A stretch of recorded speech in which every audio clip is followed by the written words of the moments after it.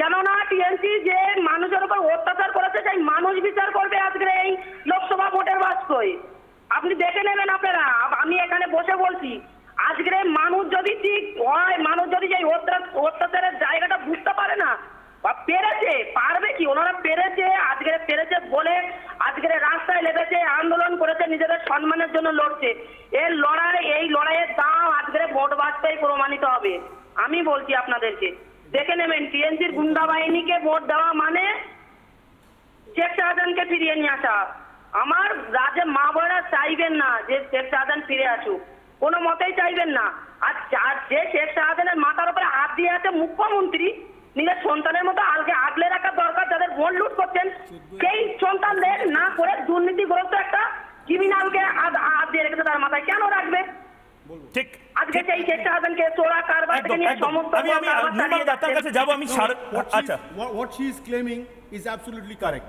তার কারণ হচ্ছে যে অভিজিৎ বাবু 2014 যখন লড়েছিলেন 16% পেয়েছিলেন, পরের বার 2019-এ নিরঞ্জন রায় লড়েন, সেটা কিন্তু 33% হয়ে যায়।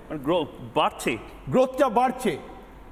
এই ডায়মন্ড হারবার কনস্টিটিউয়েন্সির মধ্যে কিন্তু সাতগাছিয়া ছিল, জ্যোতিবাবুর কিন্তু কার্ভটার নাম ছিল 77-এর পর থেকে, বিজেপির কার্ভটা কিন্তু উঠছে। সুতরাং উনি যে খুব ফেলনা ক্যান্ডিডেট এটা যারা বলছে, মানে সিপিএম এর পক্ষ, তারা 6%-এর বেশি ভোট পায় না, এবার হয়তো সেটাও পাবে না। সুতরাং কিছু এসে যায় না।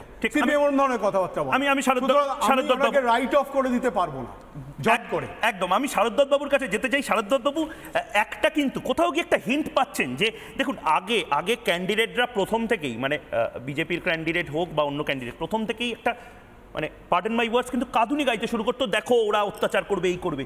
এখানে রেখা পাত্র এবং অভিজিৎ দাসরা বসে বসে ডিরেক্ট চ্যালেঞ্জ ছুটছেন। একজন ছুটছেন মমতা বন্দ্যোপাধ্যায়কে, বলছেন শেখ শাহজাহানকে আসলে শেল্টার দিচ্ছে মমতা বন্দ্যোপাধ্যায়। আরেকজন এখানে বসে বলছেন যে আপনারা মিডিয়া টাইগার বানিয়েছেন অভিষেক বন্দ্যোপাধ্যায়কে, মানে জাস্ট অভিষেক বন্দ্যোপাধ্যায়ের ইমেজটাকে একেবারে নিচে নামিয়ে ছোট্ট একটা যে কোনো লোকের সাথে তুলনা করাচ্ছেন।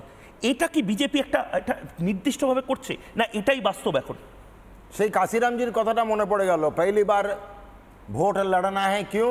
हारने के लिए, दूसरी बार हराने के लिए, तीसरी बार जीतने के लिए। তো ভোট এবং নির্বাচন কিন্তু সবসময় জেতা হারার জন্য নয়, অনেকগুলো কারণই থাকে এর মধ্যে। এক, ভুলে গেলে চলবে না 1977-এর ইলেকশন, প্রাক্তন প্রধানমন্ত্রী শ্রীমতী ইন্দিরা গান্ধী 1977-এ রায়বেরিলি থেকে হেরেছিলেন। ভুলে গেলে চলবে না রাহুল গান্ধী কিন্তু আমেঠি সিট ছেড়ে দিয়ে ওয়াইনাডে পালাতে হয়েছিল, স্মৃতি ইরানির কাছে হেরেছিলেন। ভুলে গেলে চলবে না যে আমাদের আজকের পশ্চিমবঙ্গের ভাইপো রাজপুত্তুর যে সবসময় ডায়মন্ডে জিতেই যাবেন এর কোনো গ্যারান্টি নাই।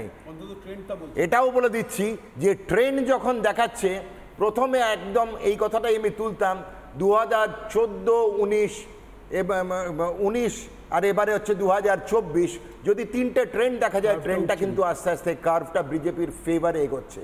এবার বলি, মা মাটি মানুষ স্লোগান নিয়ে যে দলটি এসেছিল পশ্চিমবঙ্গে, সে এখন কি দাঁড়ায়, কোন জায়গায় দাঁড়িয়েছে? আমি তো বলি আম্মা আন্টি অমানুষ। আম্মা আন্টি অমানুষ হচ্ছে এদের নতুন স্লোগান। এরা খালি সংখ্যালঘুদের স্বজনতোষণ, আন্টি তার ভাইপোকে দেখার জন্য এই পার্টিটি করেছে। এই পার্টি থেকে সিনিয়র সব নেতারা আস্তে আস্তে সরে যাচ্ছেন, যেমন তাপস রায়, যেমন শুভেন্দু অধিকারী, এরা এই দল থেকে পরিত্যাগ করেছেন জলটা। কেন না, আন্টির প্রভাবে এই ভাইপো যেভাবে এগিয়ে আসছে, আর মানুষ তো আর এখানে নেই, এরা মানুষের জমি কেড়েছে, মানুষের সম্মান কেড়েছে, সুতরাং দলটা অমানুষের দল। আজকে পশ্চিমবঙ্গে আছেটা কি? বিগত 10 বছর ধরে আমরা কি দেখেছি? শিল্প আজও স্বপ্ন, সিঙ্গুর আজও স্বপ্ন, শিক্ষা এখানে আজ শিখেই উঠেছে। শিল্প নেই, শিক্ষা নেই, স্বাস্থ্য আজকে সব থেকে বিপর্যস্ত। যেখানে শিল্প নেই, স্বাস্থ্য নেই, শিক্ষা নেই, আছে কি শান্তি? শান্তির প্রতীক পশ্চিমবঙ্গের সন্দেশখালী। মা মাটি মানুষের জায়গায় এখন কিন্তু খালি সন্দেশখালীর নাম। সন্দেশখালী, শাহজাহান, শ্লীলতাহানি, এই তিনটে জিনিস উপহার দিয়েছেন আমাদের পশ্চিমবঙ্গের মাননীয় মুখ্যমন্ত্রী। এই আম্মা আন্টি অমানুষদের তৃণমূল কংগ্রেসের বিপর্যয় ঘটতে চলেছে।